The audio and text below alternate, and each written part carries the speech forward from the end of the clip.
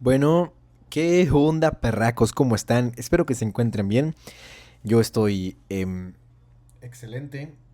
Estoy excelente porque estamos estrenando un micrófono nuevo. Así es, me compré. Bueno, fue un regalo, la verdad, fue un regalo. Pero bueno, espero que les esté gustando, espero que se escuche bien. Y pues, ¿qué más ni menos que lo vamos a estrenar con un capítulo de La Vuelta al Mundo en 80 días? Solo voy a leer un capítulo para que vean cómo está el audio y espero que les guste, espero que se escuche bien y un poco más claro, ¿no? Bueno, pues empezamos. Capítulo 28. El tren, al salir de Salt Lake City y la estación de Ogden, se elevó durante una hora hacia el norte, hacia el río Weber, después de recorrer unas 900 millas desde San Francisco. En esta parte de territorio, comprendida entre esos montes y las montañas rocosas propiamente dichas, los ingenieros americanos han tenido que vencer las más serias dificultades. Además, en ese trayecto, la subvención del gobierno de la Unión ha ascendido a $48,000 por milla, mientras que no eran más que 16 millas en la llanura. Pero los ingresos, como hemos dicho, no han violentado a la naturaleza, sino que han usado con ella la astucia, sesgando las dificultades, no habiendo tenido necesidad de perforar más que un túnel de 14,000 pies para llegar a la Gran Cuenca. En el legado salado, en el lago Salado era donde el trazado llegaba a su más alto punto de altitud. Desde aquí su perfil describía una curva muy prolongada que bajaba hacia el valle de Bitter Creek para remontar después hasta la línea divisora de las aguas entre el Océano Atlántico y el Pacífico. Los ríos eran numerosos en esta región montañosa. Hubo que pasar sobre puentes el Muddy, el Green y otros. Picaporte se había tornado más impaciente a medida que se acercaba el término del viaje, y Fix, a su vez, hubiera querido haber salido ya de aquella extraña región. Temía las tardanzas, recelaba los accidentes y aún tenía más prisa que el mismo Phileas Fogg en poner el pie sobre tierra inglesa. A las 10 de la noche, el tren se detenía en la estación de Fort Bridger, de la cual se separó al punto, y 20 millas más allá entraba en el estado de Wyoming, el antiguo Dakota, siguiendo todo el valle de Bitter Creek, de donde surgen parte de las aguas que forman el sistema hidrográfico del Colorado. Al día siguiente, 7 de diciembre, hubo un cuarto de hora de parada en la estación de Green River. La nieve había caído durante la noche, con bastante abundancia, pero mezclada con la lluvia, medio derretida, no podía estorbar la marcha del tren. Sin embargo, este mal tiempo dejó de inquietar a Picaporte, porque la acumulación de las nieves, entorpeciendo a las ruedas de los vagones, hubiera comprometido seguramente el viaje. Pero, ¿qué idea, decía para sí, habrá tenido mi amo para viajar durante el invierno? ¿No podía guardar la buena estación para tener mayores probabilidades? Pero en aquel momento en que el honrado mozo no se preocupaba más que del estado del cielo y del descenso de la temperatura, Mistress Aouda experimentaba recelos más vivos, que procedían de otra muy diferente causa. En efecto, algunos viajeros se habían apeado y se paseaban por el andén de la estación de Green River, aguardando la salida del tren. Ahora bien, a través del cristal reconoció entre ellos al coronel Stamp Proctor, aquel americano que tan groseramente se había conducido con Phileas Fogg durante el mitin de San Francisco. Mistress Aouda, no queriendo ser vista, se echó para atrás. Esta circunstancia impresionó vivamente a la joven. Esta había cobrado afecto al hombre que, por frío que fuera, le daba diariamente muestras de la más absoluta adhesión. No comprendía, sin duda, toda la profundidad del sentimiento que le inspiraba su Salvador, y aunque no daba a este afecto otro nombre que el de agradecimiento, había más que esto, sin sospecharlo ella misma. Por eso su corazón se oprimió cuando reconoció al grosero personaje a quien tarde o temprano quería Mr. Fogg pedir cuenta de su conducta. Evidentemente, era la casualidad sola la que había traído al coronel Proctor, pero en fin, estaba allí y era necesario impedir a toda costa que Phileas Fogg percibiese a su adversario. Mistress Aouda, cuando el tren echó de nuevo a andar, aprovechó un momento en que Mr. Fogg dormitaba para poner a Fix y a Picaporte al corriente de lo que ocurría. «Ese Proctor está en el tren», exclamó Fix. «Pues bien, tranquilizaos, señora, antes de entenderse con el llamado con Mr. Fogg, ajustará cuentas conmigo. Me parece que en todo caso yo soy quien ha recibido los insultos más graves. Y además, añadió Picaporte. Yo me encargo de él, por más coronel que sea. Señor Fix, repuso Mistress Aouda, Mr. Fogg no dejará a nadie el cuidado de vengarlo. Es hombre, lo ha dicho, capaz de volver a América para buscar a ese provocador. Si ve, por consiguiente, al coronel Proctor, no podremos impedir un encuentro que pudiera traer resultados deplorables. Es menester, pues, que no lo vea. Tenéis razón, señora, respondió Fix. Un encuentro podría perderlo todo. Vencedor o vencido. Mr. Fogg se vería retrasado y eso haría ganar a los gentlemen del Reform Club, añadió Picaporte. Dentro de 4 días estaremos en Nueva York. Pues bien, si durante 4 días mi amo no sale de su vagón, puede esperarse que la casualidad no lo pondrá enfrente de ese maldito americano que Dios confunda, y ya sabremos impedirlo. La conversación se suspendió. Mr. Fogg se había despertado y miraba el campo por entre el vidrio manchado de nieve, pero más tarde, y sin ser oído de su amo ni de Mistress Aouda, Picaporte dijo al inspector de policía: ¿De veras os batiríais con él? Todos los medios emplearé para que llegue vivo a Europa, respondió simplemente Fix, con tono que denotaba una implacable voluntad. Picaporte sintió cierto estremecimiento, pero sus convicciones respecto de la no culpabilidad de su amo siguieron inalterables. ¿Y podía hallarse algún medio de detener a Mr. Fogg en el compartimiento para evitar todo encuentro con el coronel?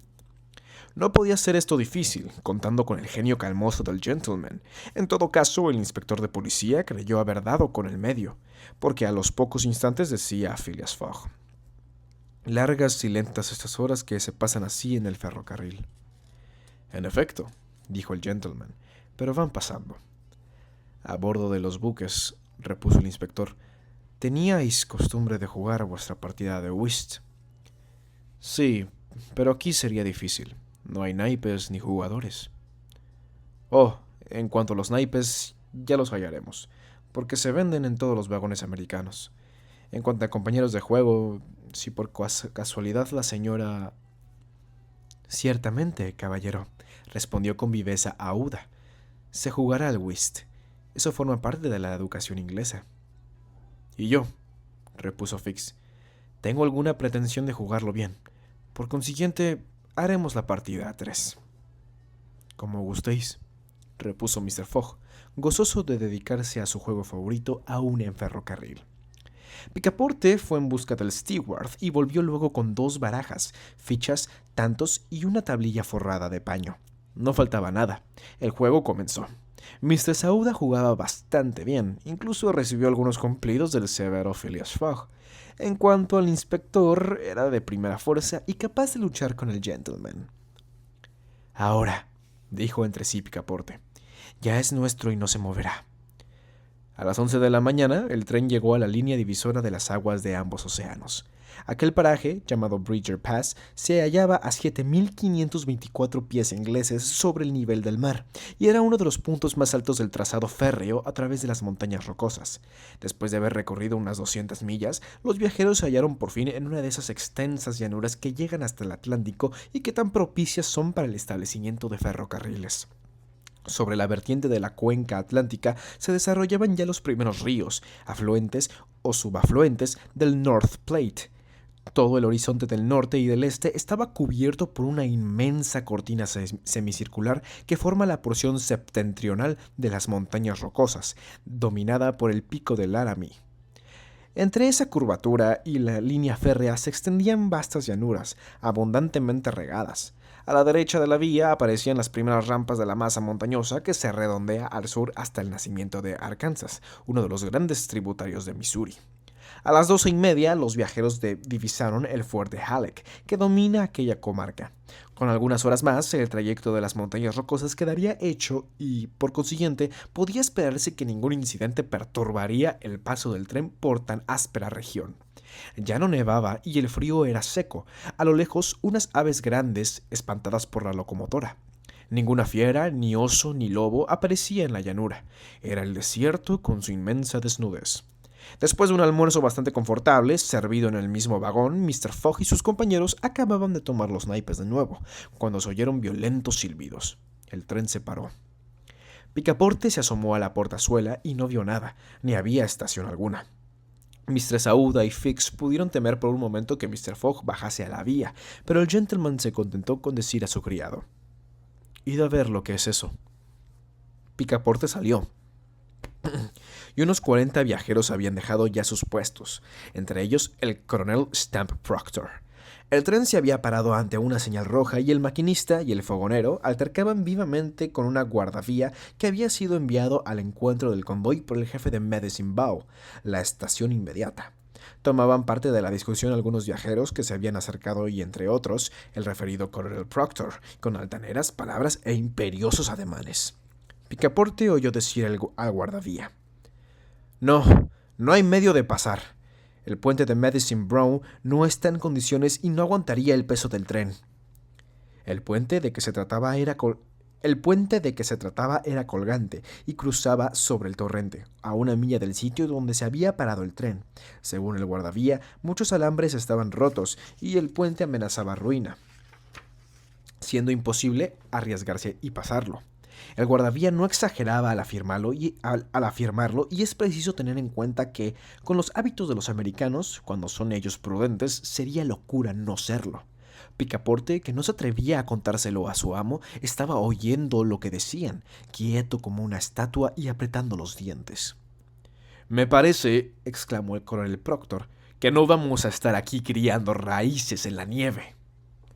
«Coronel», respondió el conductor, «hemos telegrafiado a la estación de Omaha para pedir un tren, pero es probable que no llegue a Medicine Bow antes de 6 horas».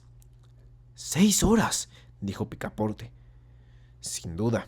Además, bien necesitaremos ese tiempo para llegar a pie a la estación».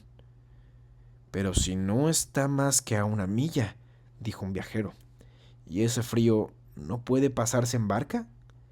«Imposible. El torrente viene crecido por las lluvias. Es un raudal y tendremos que dar un rodeo de 10 millas al norte para hallar un vado». El coronel echó una andada de maldiciones, pagándola con la compañía y con el maquinista, y Picaporte, furioso, no estaba muy lejos de hacer coro con él. Hay un obstáculo material contra el cual habían de estrellarse todos los billetes de banco de su amo. Además, el descontento era general entre los viajeros, quienes, sin contar con el atraso, se veían obligados a andar unas 15 millas por la llanura nevada. Hubo, pues, alboroto, vociferaciones, gritería, y esto hubiera debido llamar la atención de Phileas Fogg, de no estar absorto en el juego. Sin embargo, Picaporte tenía que darle parte de lo que pasaba, y se dirigía al vagón con la cabeza baja cuando el maquinista, verdadero yankee llamado Foster, dijo, levantando la voz: «Señores, tal vez hay un medio de pasar». «¿Por el puente?», dijo un viajero. «Por el puente». «¿Con nuestro tren?», preguntó el coronel. «Con nuestro tren». Picaporte se detuvo y devoraba las palabras del maquinista. «Pero el puente amenaza ruina», dijo el fogonero. «No importa», respondió Foster. «Creo que, lanzando el tren a su máxima velocidad, hay probabilidad de pasar». «¡Diantre!», exclamó Picaporte. Pero cierto número de viajeros fueron inmediatamente seducidos por la proposición, que gustaba especialmente al coronel Proctor. Este cerebro descompuesto consideraba la cosa como muy practicable. Se acordó de que unos ingenieros habían concebido la idea de pasar los ríos sin puente, con trenes rígidos lanzados a toda velocidad. Y, a fin de cuentas, todos los interesados en la cuestión se pusieron de parte del maquinista. «Tenemos 50 probabilidades de pasar», decía uno. 60, decía otro. 80, 90%. Picaporte estaba asustado. Si bien se hallaba dispuesto a intentarlo todo para pasar el Medicine Creek, pero la tentativa le parecía demasiado americana. Por otra parte, pensó, hay otra cosa más sencilla que ni siquiera se le ocurre a esa gente. «Caballero», dijo a uno de los viajeros, «el medio propuesto por el maquinista me parece algo aventurado, pero...». «¡80 probabilidades!», respondió el viajero, que le volvió la espalda. «Bien, lo sé», respondió Picaporte, dirigiéndose a otro, «pero una simple reflexión». «No hay reflexión. Es inútil», respondió el americano, encogiéndose de hombros. puesto que el maquinista asegura que pasaremos. Sin duda, pasaremos, pero sería quizás más prudente... ¿Cómo prudente?, exclamó el coronel Proctor, a quien hizo dar un salto esa palabra oída por casualidad. Os dicen que a toda velocidad. ¿Comprendéis? A toda velocidad. Ya sé, ya comprendo, repetía Picaporte, a quien nadie dejaba acabar. Pero sería, si no más prudente, puesto que la palabra os choca, al menos más natural. ¿Quién? ¿Cómo? ¿Qué? ¿Qué tienes que decir ese? ¿Qué tiene que decir ese con su natural?, gritaron todos. Ya no sabía el pobre mozo de quién hacerse oír.